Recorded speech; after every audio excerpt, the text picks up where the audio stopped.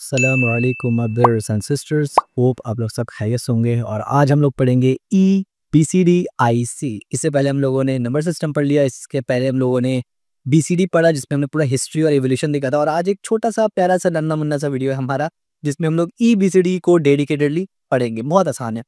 सबसे पहले ई B C D है क्या? अगर आपने पुराना वीडियो नहीं देखा है ना बी सी डी वाला, तो वो ज़रूर लाज़िमन देख के आना, क्योंकि वहाँ पर मैंने डिटेल में पूरा कैरेक्टर एन्कोडिंग का एक इतिहास समझाया हुआ है। तो वहाँ पर जाएँगे, वो देखेंगे, देन यहाँ आएँगे तो आपको बेहतर समझ में आएगा। तो what is E B C D? Extended binary coded decimal interchange code. अब इसका क्या मतलब है? एक्चुअली में था बी सी डी, जो सिर्फ़ बाइनरी रिप्रेजेंटेशन था। जैसे कि हम लोगों को पता है बाइनरी बेस 10 होता है, राइट? 0 से लेकर 9 तक, 0 1 2 3 4 5 6 7 8 9। तो ये बीसीडी था एक्चुअली में, लेकिन इसमें सिर्फ नंबर स्टोर होता था, यानी कंप्यूटर तो सिर्फ 0 1 समझता है। अब 0 1 कंप्यूटर समझता है, तो बीसीडी सिर्फ नंबर ही को 0 1 में कन्वर्ट कर सकता था, यानी कंप्यूटर सिंबल्स को कन्वर्ट कर नहीं सकता था। कंप्यूटर कोई कैरेक्टर को बाइनरी में कन्वर्ट नहीं कर सकता था, क्योंकि उसमें उसके पास कोई ऐसा चीज ही नहीं था। तो इसीलिए बीसीडी के ऊपर ई बीसीडी लाया गया, बल्कि बीसीडी आईसी लाया गया पहले। तो बीसीडी आईसी में क्या किया गया कि नंबर्स के साथ साथ अब आप कैरेक्टर्स और कुछ सिंबल्स भी करेंगे, इनकोड कर सकते हैं, जिसके ऊपर पुराना वीडियो हमारा डेडिकेटेड है, यानी बीसीडी के ऊपर। यानी बीसीडी में बेसिकली हमने डिटेल में बीसीडी आईसी को देखा था। उसके बाद उसमें बहुत सा लिमिटेशंस था, बहुत सा प्रॉब्लम्स था, जिसके वजह से एक एवोल्यूशन यानी एक इवॉल्व और अपग्रेडेड वर्जन आया, जिसको कहा जाता है ई बीसीडी आईडी आईसी। ठीक है, और ये आईबीएम के द्वारा बनाया गया है, और ये आईबीएम में स्टैंडर्ड है अभी। ठीक है, what is EBCD? Definition, full form extended binary code decimal interchange codes. ठीक है, ये 8 बिट्स के ऊपर चलता है, 8 बिट्स कैरेक्टर इनकोडिंग। ठीक है, यानी 0 से लेकर 255 तक वैल्यूज पॉसिबल है यहाँ पर। ओरिजिन कैसे करके हुआ था? Introduce by IBM in 1964 for system 360 main frame computers. यानी आईबीएम ने इसको बनाया था। बेसिकली बीसीडी भी आईबीएम नहीं बनाया, बीसीडी आईसी भी उन्होंने बनाया। उसके बाद जो स्टैंडर्ड वर्जन बनाया वो ई बीसीडी आईसी बनाया। ठीक है, पर्पस क्या था? To represent letter, numbers, punctuals, punctuations and control characters in binary form. As simple, यही रीजन था बनाने का कैरेक्टर्स इन कोडिंग को। Why was it created? इसको बनाया ही क्यों गया मेरे भाई? उसका पीछे रीजन देखिए। द प्रिसीडर्स EBCD, जिसके बारे में मैंने भी बता रहा था मैं आपको कि इससे पहले BCD IC चलता था। तो बाइनरी कोड डेसिमल इंटरचेंज, ठीक है, was 6 bit and limited only 64 symbols. यानी वो बहुत लिमिटेड था, 6 बिट का था, 64 सिंबल ही सिर्फ ले सकता था। IBM extend it to 8 bits allowing 256 different symbols suitable for international characters, symbols and control codes। यानी आसान शब्दों में बीसीडी आईसी में कुछ लिमिटेशंस था, उसको सॉल्व करने के लिए ही आईबीएम ने नया एक अपग्रेडेड वर्जन लॉन्च किया, जिसको उन्होंने कहा ई बीसीडी आईसी। और यहाँ जो पहले ई है उसका मतलब एक्सटेंडेड है। ठीक है, यानी उसी को एक्सटेंड किया गया। How E BCD IC works, ये काम कैसे करता है? बाइनरी रिप्रेजेंटेशन, जाहिर सी बात है, क्योंकि कंप्यूटर 0 1 में समझता है, तो सब कुछ जो भी कंप्यूटर में दिया जाए उसको 0 1 में कन्वर्ट करता है, जिसमें सिंबल्स, नंबर्स, कैरेक्टर्स सब कुछ मौजूद है। एवरी कैरेक्टर्स ए से लेकर जेड तक, चाहे कैपिटल हो चाहे स्मॉल हो, 0 से लेकर लाइन तक, 9 तक, और सिंबल्स, सब चीज का बाइनरी रिप्रेजेंटेशन प्रोवाइड करता है EBCDIC. Every characters is assigned a unique 8 bit binary code, यानी एक बाइट 8 बिट्स बाइनरी कोड में होता है।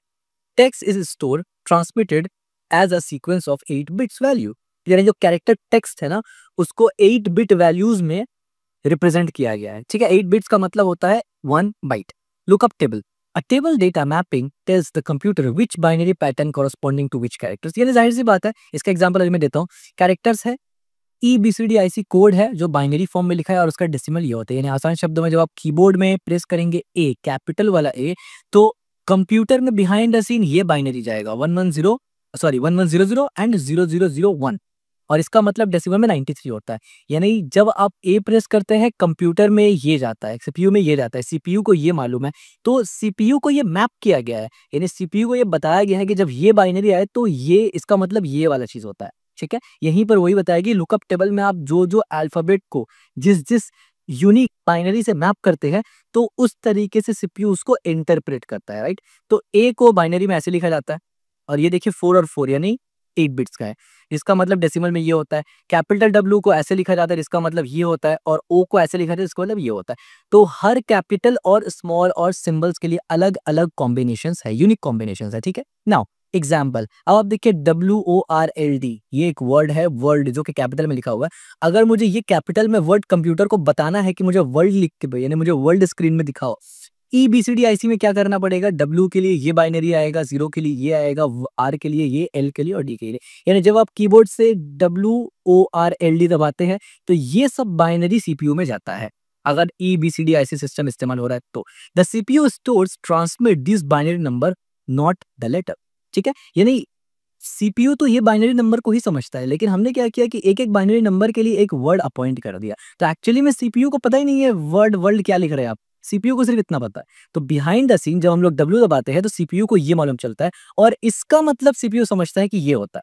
ठीक है, सीपीयू को ये नहीं पता, सीपीयू को सिर्फ यानी कंप्यूटर को सिर्फ बाइनरी ही पता होता है। Real world example, banking system, many banking mainframes still store customer records in EBCDIC format.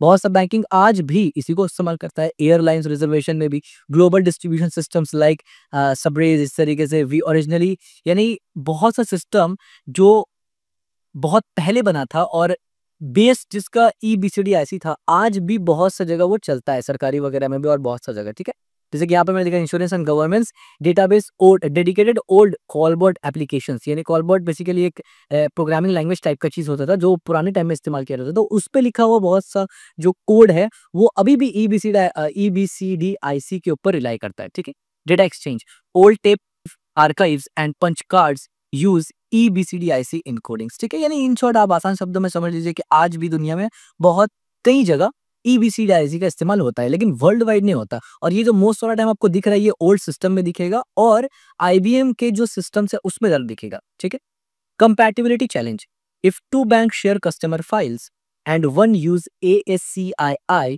ASCII क्या है, ऐसे ही एक कैरेक्टर इनकोडिंग है, जैसे EBCDIC है और BCDIC था। ठीक है, इसको हम लोग इसके बाद इस वीडियो के बाद पढ़ेंगे इंशाल्लाह। While the other use EBCDIC, they need translation middleware। यानी आसान शब्दों में ये है कि एक कंप्यूटर के सीपीयू में अगर ये टेबल दिया हुआ है EBCDIC का, दूसरे कंप्यूटर के सीपीयू को ASCII दिया हुआ है, तो वो दोनों आपस में डायरेक्ट कम्युनिकेट नहीं कर सकते, बीच में एक ट्रांसलेटर चाहिए, क्योंकि इसका अपना रूल है और इसका अपना रूल है। तो यहाँ पर वही बताया गया है कि need translator middleware to avoid misinterpret characters, यानी बीच में आपको एक कोई टूल, कोई लाइब्रेरी होना चाहिए जो प्रॉपर तरीके से दोनों का रूल्स को देख के ट्रांसलेट कर दे एक दूसरे में। ठीक है, यहाँ कंपैटिबिलिटी इशू आता है, इन सब के बारे में हमने प्रीवियस वीडियो में बात किया हुआ है।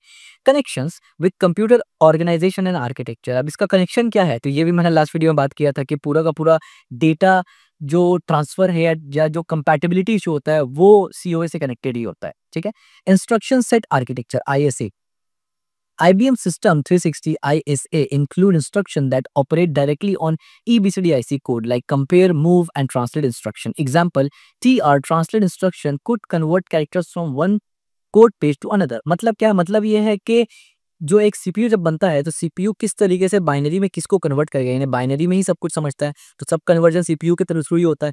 तो किस रूल को या किस टेबल को यूज करके बाइनरी कन्वर्जन होगा, तो अगर कोई कंप्यूटर EBCDIC को करके कर रहा है जो कि पहले करता था, तो वो दूसरा यानी ASCII वगैरह उसमें वो नहीं कर सकता, यानी उसको पता ही नहीं होता। ठीक है, यहाँ पर वही बात है। Memory organisation, since EBCDIC is 8-bit fix width, IBM mainframe standard on 8 bytes, यानी IBM में ये जो EBCDIC है ना, इसको स्टैंडर्ड बना दिया गया। इससे पहले BCDIC था, इसको EBCDIC को स्टैंडर्ड बना दिया गया है 8 बिट्स में काम करने के लिए। ठीक है, जो कि 1 बाइट भी होता है। This influence memory, word size and addressing in COA। not operating input and output systems, IBM cards, readers, printers and tape drivers use BCDIC as their default encoding। जाहिर सी बात है, जो सिस्टम का ड्राइवर्स होता है या इनकोडर्स, यानी सिस्टम का बहुत सारा चीज़ है जो डिपेंड होता है EBCDIC पे, या फिर डिपेंड होता है कैरेक्टर इनकोडिंग्स पे। अब डिपेंड करता है आपने कौन सा कैरेक्टर इनकोडिंग इस्तेमाल किया है, right. Hardware controls had to recognise and convert EBCDID automatically. जाहिर सी बात है, कैरेक्टर्स इनकोडिंग बहुत लो लेवल में होता है, हार्डवेयर से बहुत करीब होता है, तो हार्डवेयर को पता होना चाहिए कि हमें बाइनरी को कैसे किस में कन्वर्ट करना है। ठीक है, तो यहाँ कंपैटिबिलिटी इशू आता है। नेक्स्ट टॉपिक हमारा वही है। Once IBM mainframe dominant in the market, other vendors had to build hardware and software compatible layer to handle EBCD data. These shaped architecture choices in data exchange and system interconnected। ज़ाहिर सी बात है, पहले जब computer कम था तो ये problem नहीं था। बाद में जब दूसरे भी लोग आए कम मार्केट में और कंप्यूटर हार्डवेयर बनाना शुरू किया, सॉफ्टवेयर बनाना शुरू किया, तो ज़ाहिर सी बात है हार्डवेयर और सॉफ्टवेयर आपस में कंपैटिबल हो। इसकी वजह से एक स्टैंडर्डाइज़ किया गया, ठीक है? तो आज के टाइम पे स्टैंडर्डाइज़ क्या है? ईबीसीडी ऐसी नहीं है, एएससीआईआई है और उससे भी अगर ज़्यादा स्पेसिफिक बोला जाए तो यूनिकोड है, जो कि एएससीआईआई का ही एक और अपग्रेडेड वर्ज़न है। अब एडवांटेज और डिसएडवांटेज क्या है? ईबीसीडी आईडी का एडवांटेज क्या है? Perfect for legacy support, thousands of COBOL mainframe applications still rely on it। यानी अब देखिए कोई पुराना सिस्टम है जो पुराना प्रोग्रामिंग पुराना टूल्स को इस्तेमाल करता है तो वहां पर आपको यही मिलेगा। अब अगर आप इसको चेंज करना चाहते हैं ना एएससीआईआई में, सब कुछ यानी वापस से सब कुछ प्रोग्राम करना पड़ता है, तो ये काफी डिफिकल्ट होता है। That's one of the reasons why legacy code को नहीं हटाया जाता। रिलायबल एंड स्टेबल, अब जाहिर सी बात है ये स्टेबल है, इतना साल से इस पे काम हो रहा है, जो भी बग था वो most of the time fix हो जाता था, ठीक है? तो ये स्टेबल है, इसको स्टेबल माना जाता है। Some encoding schema work for 50 plus years, यानी कुछ कोडिंग स्कीमा तो ऐसे तो 50 साल के ऊपर हो गया और चल रहा है, यानी जब से ये बनाया गया है, ठीक है? Supported internationalize earlier than ASCII 7 bit, यानी एएससीआईआई से पहले जो आप बोल सकते थे एक ग्लोबली वर्ल्ड वाइड इस्तेमाल होता था, स्टैंडर्डाइज था, वो ईबीसीडी आईसी था जो आईबीएम ने बनाया। डिसएडवांटेज क्या है वो समझना जरूरी है। डिसएडवांटेज में एक है not widely used outside IBM mainframes, यानी अब आज की बात हो रही है कि आमतौर पे आज आईबीएम मेनफ्रेम्स के बाहर ईबीसीडी आईसी इनकोडिंग इस्तेमाल नहीं होता। Poor compatibility with modern PCs, यानी मॉडर्न पीसीज में पुअर कंपैटिबिलिटी है। क्यों? क्योंकि मॉडर्न पीसीज अलग इनकोडिंग का इस्तेमाल करता है। ट्रांसलेशन ओवरहेड नीडेड, यानी बीसीडी से एएसआई में अगर आप करेंगे एएससीआई में तो ट्रांसलेशन की जरूरत पड़ता है। Fewer people today know how to work with EBCDIC, talent shortage, यानी जाहिर सी बात है आज लोग इतने लो लेवल पे असेंबली पे तो नहीं जाते ना, कि इस वजह से मोस्ट ऑफ द लोग आज यानी मोस्ट ऑफ द प्रोग्रामर आपको ऐसे नहीं मिलेंगे जो ईबीसीडी आईसी के साथ काम कर रहे होते, ठीक है? मॉडर्न टेक्नोलॉजी के साथ ही मोस्ट ऑफ द लोग काम कर रहे होते हैं। Migrate to modern system is complex and risky, अगर आप ऐसे सिस्टम्स में रहते हैं तो मॉडर्न सिस्टम में जाना कॉम्प्लेक्स और रिस्की होता है, क्योंकि आपको ध्यान रखना पड़ता है कि पुराना जो भी आपका जो सिस्टम था उसमें कोई प्रॉब्लम ना आए नया में ट्रांजिशन करने की वजह से। दैट्स वन रीजन व्हाई आप देखिए बहुत सा कंपनी ने ट्रांजिशन किया ही नहीं है, ठीक है? तो वहां पर स्टिल लेगेसी कोड चल रहा है, राइट? कंक्लूजन, ठीक है भाई।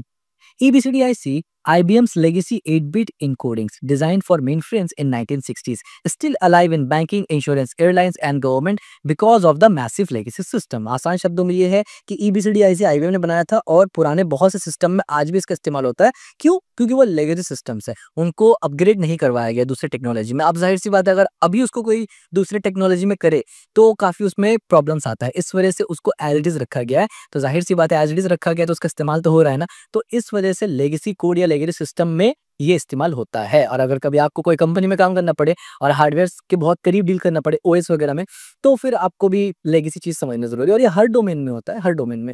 जैसे कि फॉर एग्जांपल वेब डेवलपमेंट में क्या होता है कि जब आप रिएक्ट करते हैं, मैं एक जस्ट जनरल एग्जांपल दे रहा हूँ, और जब रिएक्ट करते हैं तो रिएक्ट में भी फंक्शनल कंपोनेंट इस्तेमाल होता है, क्लास बेस इस्तेमाल नहीं होता। लेकिन लेगेसी कोड में जो बहुत पहले से रिएक्ट इस्तेमाल कर रहे हैं ना, वहाँ पर क्लास बेस बना है, तो आपको क्लास बेस आना चाहिए वहाँ पर काम करने के लिए। आप ये नहीं कहेंगे कि मॉडर्न टाइम में तो सब फंक्शनल कंपोनेंट इस्तेमाल करते हैं, हम क्लास बेस नहीं करेंगे। तो भाई आपका जिस कंपनी में जॉब लगा है ना, वो क्लास बेस ही इस्तेमाल करता है, वो आपके लिए पूरा का पूरा डेटाबेस को चेंज नहीं करने वाला कोड को, ठीक है? तो इस एतबार से आपको लेगेसी का भी नॉलेज होना चाहिए। That's one of the reasons why हम लोग ये पढ़ रहे हैं, अदरवाइज तो पढ़ने का जरूरत ही नहीं था, ठीक है? और आप पास करने के लिए एग्जाम पढ़ रहे हैं तो भी ठीक है।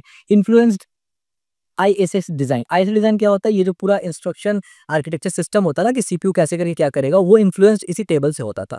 शेप्ड मेमोरी आर्किटेक्चर 8 बिट्स, जैसे कि मैंने इससे पहले भी कहा, required IO device to be encoded, यानी आईओ डिवाइस जो भी है वो भी इसी इनकोडिंग्स के एतबार से काम करेगा। Real world example of encoding choice influence hardware for decades, जैसे कि हमने बात किया कि ये चीज़ एक ऐसा प्रॉब्लम था जो बहुत टाइम तक मतलब जो कि हमेशा ही आ सकता था। दैट्स व्हाई इसको एक स्टैंडर्डाइज किया गया, ठीक है? In simple word EBCDIC is not just a history, यानी ईबीसीडी आईसी सिर्फ हिस्ट्री नहीं है कि इसको सुन लिया पढ़ लिया छोड़ दिया, नहीं, इसका इस्तेमाल आज भी होता है। और इससे आपको क्या पता चलता है? It's a real world example of how encoding choices influence hardware architecture and software for a decades। इससे आपको ये भी पता चलता है कि कैसे सॉफ्टवेयर हार्डवेयर कंपैटिबिलिटी इशू पहले था, फिर उसको फिक्स किया गया। यानी एक प्रॉपर एक जिसको आप बोल सकते हैं कि एक इंजीनियरिंग नॉलेज, एक प्रॉपर जिसको आप बोलते हैं ना कि एक सॉलिड अंडरस्टैंडिंग और सॉलिड फाउंडेशन आपको होता है। That's one reasons why school colleges और यूनिवर्सिटीज में ये टॉपिक रहता है और मैंने आपके लिए और भी आसान कर दिए टॉपिक। तो ये टॉपिक काफ़ी छोटा था, तो अगर ये टॉपिक समझ में आया है और पहले का वीडियो नहीं देखा तो ज़रूर जाके देख लेना, ठीक है? तब जाके ये और अच्छे से समझ में आएगा और सब्सक्राइब कर देना फर्दर वीडियोज़ के लिए और लाइक भी कर देना, शेयर भी कर देना।